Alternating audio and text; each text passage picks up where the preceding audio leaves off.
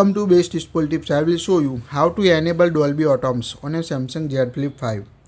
Open the app drawer on your device. Tap the settings app. Scroll. Tap on a sounds and vibration. Again scroll.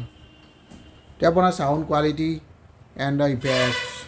Here you can see Dolby Atmos option. Toggle on it.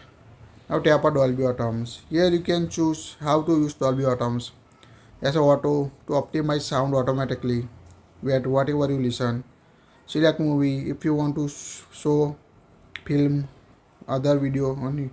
Select music for music sound richer, fuller, or choose a voice for make voice louder and clear on your device. So select the Dolby Atmos sound. You can also enable Dolby Atmos for a gaming option.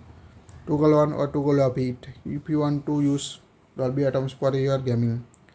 Tap on equalizer. Here you can choose equalizers on Dolby Atmos, pop, classic, jazz, rock, or set a custom equalizer settings on your device. So quite easy to enable or disable Dolby Atmos for your phone or gaming on your Samsung Galaxy Z Flip 5. That's it. Please like it, share it.